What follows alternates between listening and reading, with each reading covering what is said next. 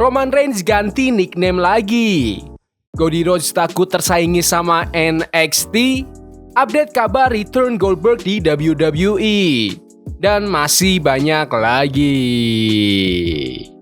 Selamat datang di Extra News, di mana kita akan bahas berita-berita terkini tentang WWE. Sebelum kita lanjut, aku pengen kalian like dan share video ini ke teman-teman kalian yang suka WWE. Dan jangan lupa subscribe, soalnya channel ini upload video berita setiap hari.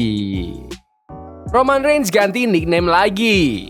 Roman Reigns mungkin bakal ganti julukannya di WWE menurut video terbaru yang muncul bareng merchandise baru. Saat ini, Roman Reigns dikenal sebagai OTC, Original Tribal Chief di WWE, dan lagi terlibat konflik sama The Bloodline dengan Ula Vala jadi pusat perebutan kekuasaan, terutama dengan Solo Sikoa. Dalam video yang dibagikan di TikTok, Roman Reigns jawab pertanyaan gimana sih cara dapetin badan kayak gitu. Dan dia jawab, kamu harus ngerasa menderita terus sampai kamu terbiasa sama rasa menderita itu.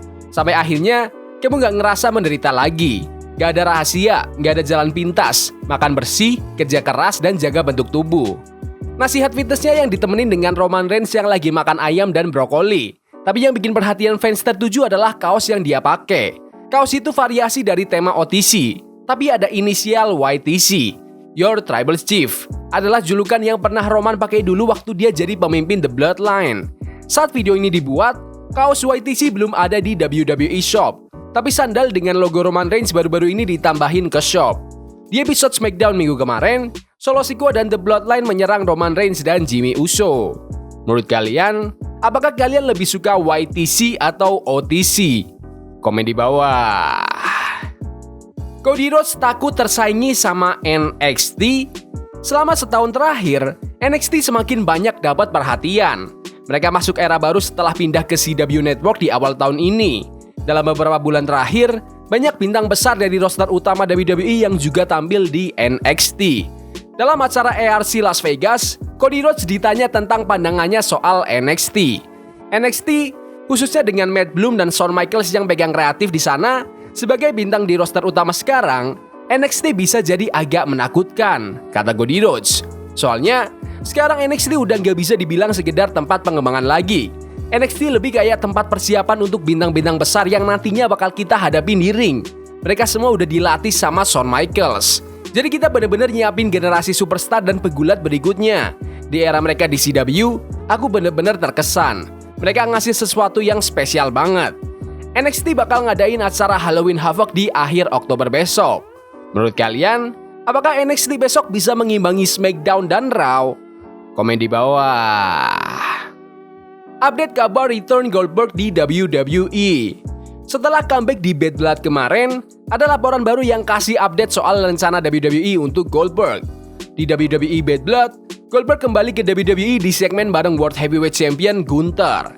Di segmen itu, Gunther ngejek Goldberg yang akhirnya bikin mantan WCW Heavyweight Champion itu lompat barikade sebelum dipisahin sama para kru dari The Ring General. Dalam edisi terbaru Wrestling Observer Newsletter, Dave Meltzer lapor kalau WWE nggak rencana ngadain Gunther versus legenda WCW di Survivor Series atau WrestleMania. Di episode terbaru podcast Backstage Pass Q&A, WrestleFox ditanya apakah Goldberg bakal muncul dan ganggu pertandingan Gunther di Crown Jewel. WrestleFox ngejawab, ya aku nggak tahu pasti, tapi ada rencana untuk Goldberg di masa depan. Masih belum jelas kapan atau apakah Goldberg bakal balik lagi ke layar WWE di masa mendatang. Roland Extra bakal kasih update lebih lanjut soal rencana WWE untuk Goldberg kalau ada info baru. Menurut kalian, apakah Goldberg harus ganggu Gunther di Crown Jewel besok? Komen di bawah. Dominic cerita tentang karakter heel-nya di WWE. Sejak gabung The Judgment Day di bulan September tahun 2022, Dominic Mysterio yang dulu ceria dan selalu tersenyum sudah nggak ada lagi.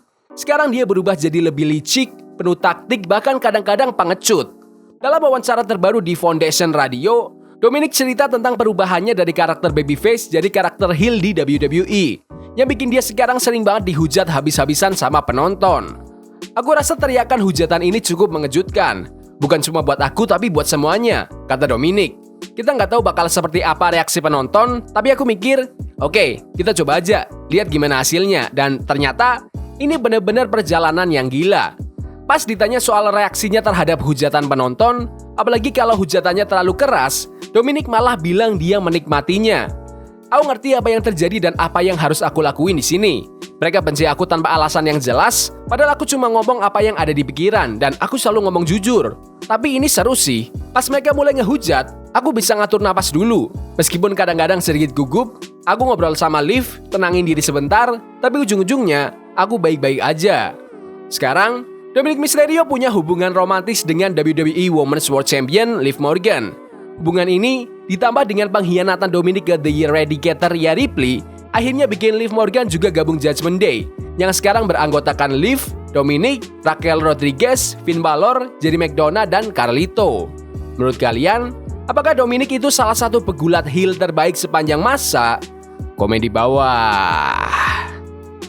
Reaksi haru Alex Shelley yang akhirnya jadi WWE Superstar. Alex Shelley buka suara soal gabung ke WWE setelah Motor City Machine Guns, Alex Shelley dan Chris Sabin debut di WWE.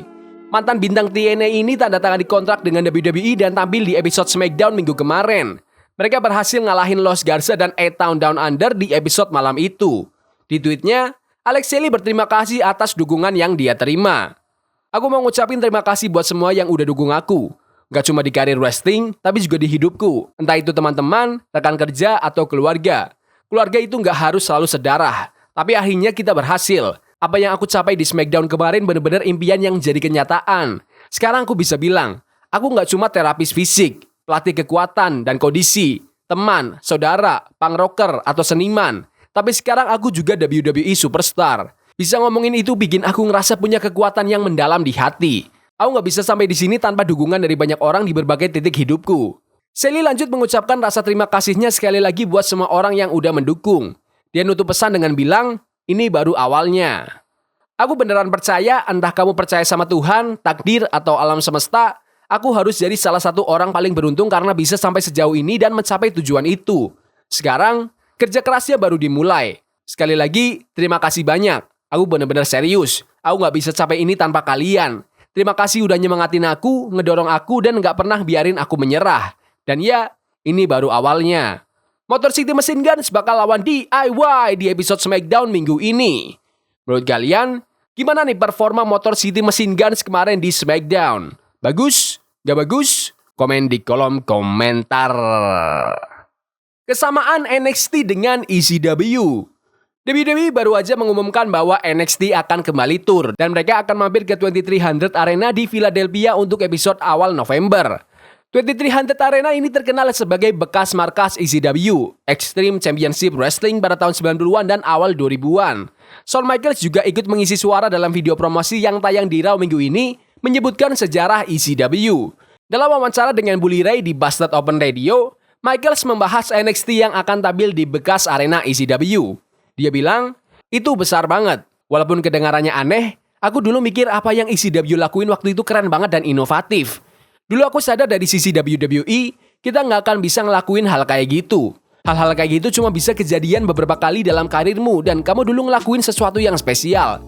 Jelas sound ke Bully. Dari dulu, di mata WWE dan mataku sendiri, ada perasaan gimana caranya kita bisa ngelakuin itu lagi. Atau paling nggak, nyoba untuk mendekati momen itu. Kita udah nyoba dengan WWE dan hasilnya cukup bagus. Tapi tetap harus mirip sama apa yang kalian lakuin dulu. Sekumpulan anak muda yang tampil habis-habisan. Menurutku, NXT merangkum semua itu. Jelas, ini brand WWE. Sampai hari ini, aku belum pernah sekalipun masuk ke gedung itu. Aku beneran excited banget mau ke sana dan excited juga tampil di depan fans di sana. Itu kenapa kalian ngelakuin yang kalian lakuin dulu. Demi fans itu. Mereka ngeluarin yang terbaik dari kalian. Aku harap hal yang sama terjadi waktu NXT tampil di sana. Mereka lapar, mungkin dengan cara yang beda, tapi mereka lapar dan antusias buat tampil di jalanan. Semua orang paham sejarah bangunan ini dan apa yang dibangun di sana. Mereka pengen bangun sejarah sendiri dan bikin nama mereka dikenal. Semua orang sangat bersemangat. Sejauh ini, belum ada pertandingan yang diumumkan untuk edisi WWE NXT awal November ini. Tapi tiket untuk acara tersebut sudah mulai dijual. Menurut kalian, apakah NXT sudah lebih baik dari ECW? Komen di bawah. Inilah orang yang buat Shawn Michaels dan Bret Hart baikan. Rivalitas antara Shawn Michaels dan Bret Hart adalah salah satu yang paling terkenal dalam sejarah gulat profesional. baik di layar maupun di dunia nyata. Di acara WWE Survivor Series tahun 1997, mantan CEO WWE, Vince McMahon, tiba-tiba memerintahkan bel dibunyikan waktu Shawn Michaels mengunci Bret Hart pakai sharpshooter. Kejadian yang sekarang dikenal sebagai The Montreal Screwjob. Hubungan antara Shawn dan Bret tetap pahit selama bertahun-tahun sampai akhirnya mereka berdamai sekitar Januari tahun 2010. Dalam sebuah wawancara terbaru, Natalya, keponakan The Hitman, mengungkapkan bahwa suaminya, TJ Wilson alias Tyson Kidd, berperan penting dalam membantu Bret Hart dan Shawn Michaels berdamai. TJ pernah bilang ke Bret, "Aku ngobrol seru sama Shawn, dia orangnya keren banget dan baik banget sama aku dan Natty. Dia juga ngasih banyak saran yang berguna." Shawn juga bilang dia ngerasa bersalah soal semua yang terjadi antara mereka di masa lalu. Cerita Natalya soal percakapan TJ dengan Bret. TJ yang memulai obrolan antara Bret dan Shawn buat mereka akhirnya berdamai. Jadi kita semua bisa berterima kasih ke TJ karena dia yang membuka pintu itu. Karena Bret sangat menghormati TJ dan percaya sama kata-katanya. Shawn baik banget sama kita dan aku rasa Shawn udah lama merasa bersalah, tambahnya. Perdamaian antara Shawn Michaels dan Bret Hart kemudian dibawa ke program WWE, di mana mereka berjabat tangan dan berpelukan di episode Raw tanggal 4 Januari tahun 2010 setelah akhirnya menyelesaikan masalah mereka. Menurut kalian, siapa nih yang lebih baik, Shawn Michaels atau Bret Hart? Komen di bawah. Yaudah gitu aja video berita hari ini. Jangan lupa like dan subscribe ke channel ini karena aku pengen 7.000 subscriber di bulan ini. Tolong bantu. Yes boy. See you. Forbidden fire on Nico. Burning for love we can hold. I wish we were